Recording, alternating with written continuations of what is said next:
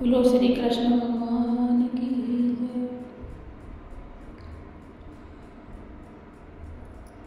श्री महाभारत खेल भाग हरिवंश के अंतर्गत हरिवंश पर्व में 16वां अध्याय श्राद्ध कल्प जन्मेजय द्वारा पिता का श्राद्ध तथा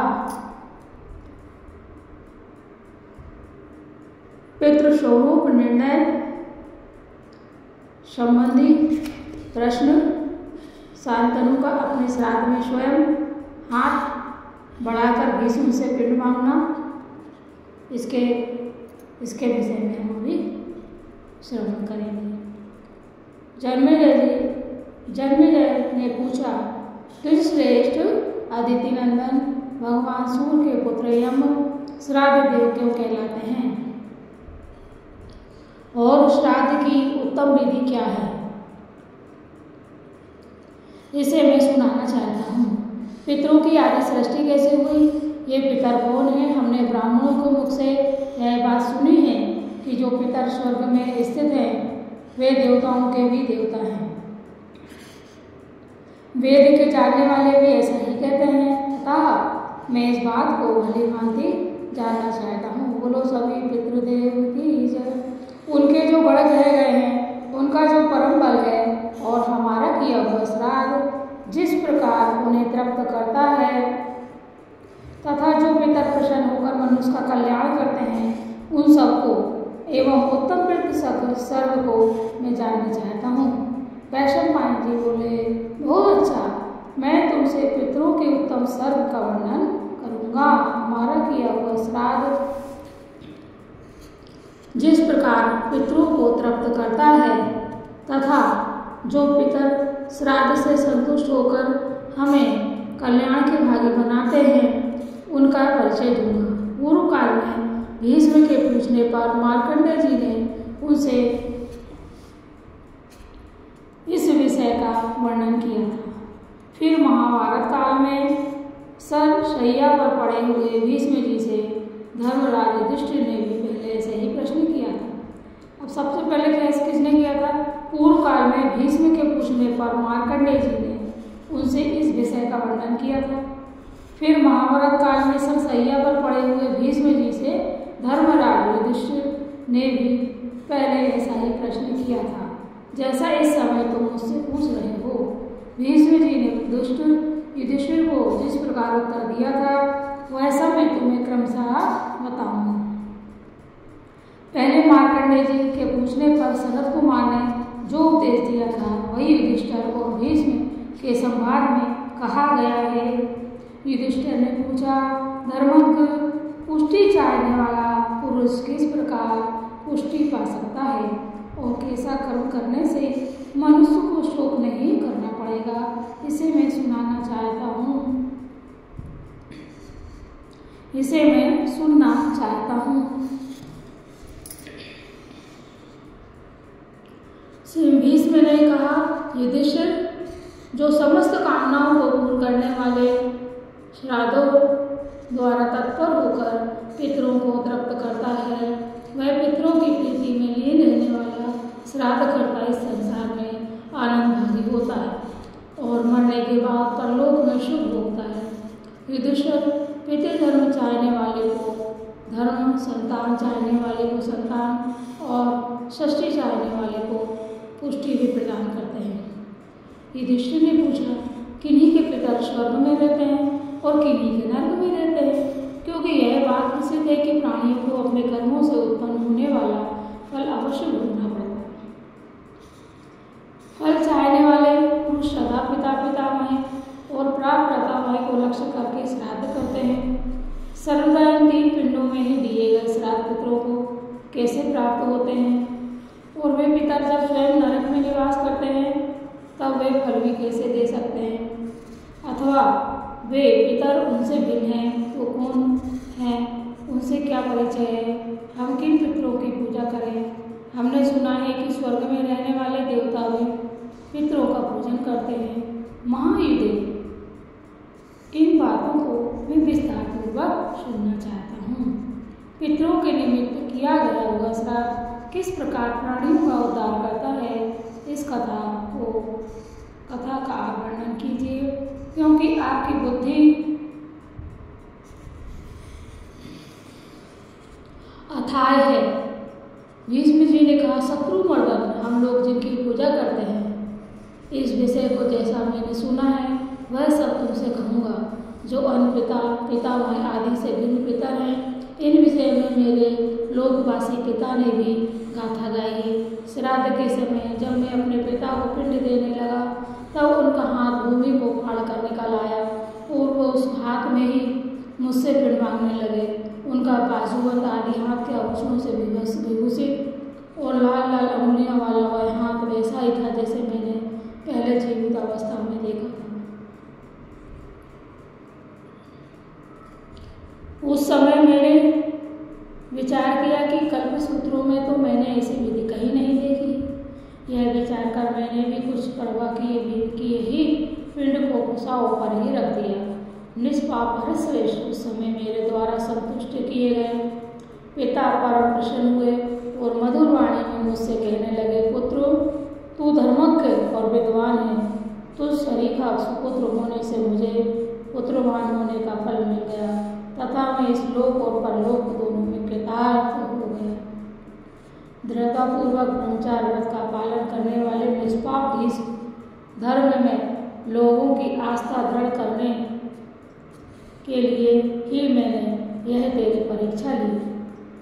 धर्म की रक्षा करने वाले को जैसे धर्म का चौथाई फल मिलता है, इसी प्रकार चौथा फल मिलता है, इसी प्रकार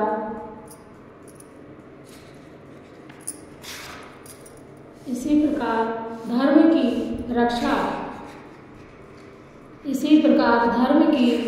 रक्षा न करने वाले मूढ़ मनुष्य पाप के चौथाई फल को पाता है। धर्म विषयक आचार में राजा जिस बात को प्रमाणिकता देता है, प्रजा उससे प्रमाणभूत राजा के आचरण का अनुकरण करती है। भरत श्रेष्ठ, तूने सनातन वैदिक धर्म को ही प्रमाण माना है, इसलिए मैं तुम पर बहुत ही प्रसन्न हुआ। अब इस प्रसन्नता का कारण मैं तुम्हें श्रेष्ठ वर देना चाहता हूँ। तुम तीनों लोकों में दुर्लभ वर को ग्रहण कर। तू जब तक जीवित रहना चाहेगा तब तक तुझ पर मृत्यु का प्रभाव न होगा। तेरी आज्ञा पाने पर ही तुझ पर मृत्यु प्रभाव डाले। भरत श्रेष्ठ, और जो बात तेरे मन में हो उसे बता। मैं तुझे तेरी प्रार्थना के अनुसार और कौन सा उत्तम वर दूँ। पिताजी के इस प्रकार कहने पर मैंने उन्हें हाथ जोड़कर प्रणाम किया और कहा, श्रेष्ठतम पुरुष, मैं आपकी प्रसन्नता से ही कृतकृत हो गया। महादूते, यदि मैं इससे भी अधिक आपके अनुग्रह का पात्र हूँ तो मैं आपके मुख से एक प्रश्न का उत्तर सुनना चाहता हूँ। तब धर्मात्मा ने मुझसे कहा, भीष्म, बता, तुझे क्या पूछना तू मुझसे क्या पूछना चाहेगा। भारत, तू मुझसे जो कुछ पूछेगा उस संदेह को मैं दूर कर दूँगा। तब मैंने वहाँ अदृश्य होकर खड़े और पूर्णात्माओं के लोक में पहुँच हुए अपने पिता से कौतूहल में भरकर पूछा। भीष्म जी ने पूछा, पिताजी, पितृगण देवताओं के भी देवता सुने जाते हैं। देवता ही पितर हैं या दोनों भिन्न भिन्न हैं? हम किनकी पूजा करें? तात, दूसरे लोकों में गए पितरों को हमारा दिया हुआ श्राद्ध कैसे तृप्त करता है? उस श्राद्ध का क्या फल है? देवता, दानव और मनुष्य तथा यक्ष, नाग, गंधर्व, किन्नर और महासर्प आदि किसकी पूजा करते हैं? धर्मज्ञ, इस विषय में मुझे बड़ा कौतूहल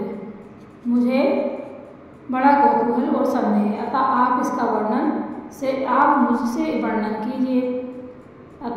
इसका मुझसे वर्णन कीजिए, क्योंकि मेरे विचार से आप सर्वज्ञ हैं। भीष्म के इस वचन को सुनकर पिता शांतनु बोले। शांतनु ने कहा, भारत, जो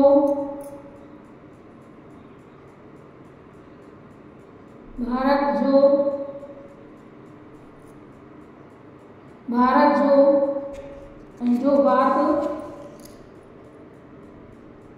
तू मुझसे पूछता है उसे मैं संक्षेप में कहता हूँ। निष्पाप पितर जिस प्रकार उत्पन्न हुए उनको अन्न आदि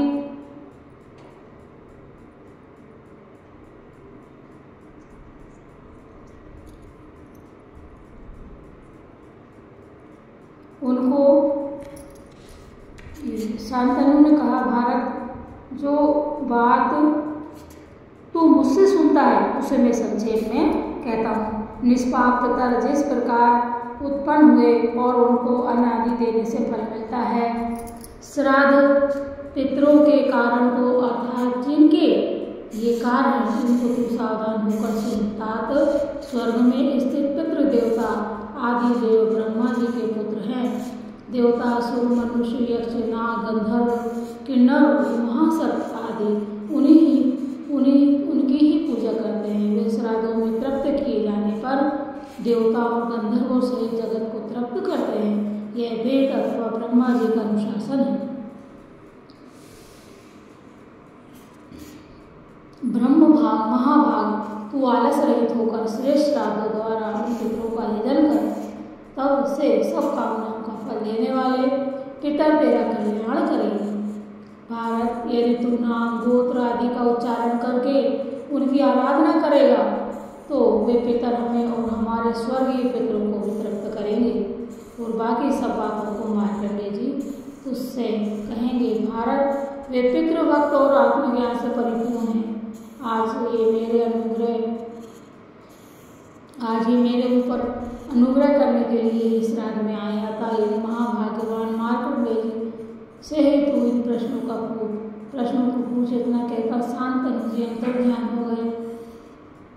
इस प्रकार से महाभारत के भाग हरिवंश के अंतर्गत हरिवंश पर्व में श्राद्ध कल्प विषय 16वां अध्याय पूर्ण हुआ। बोलो श्री कृष्ण भगवान की जय। ओम नमो भगवते वासुदेवाय। ओम नमो भगवते वासुदेवाय। वासुदेवाय।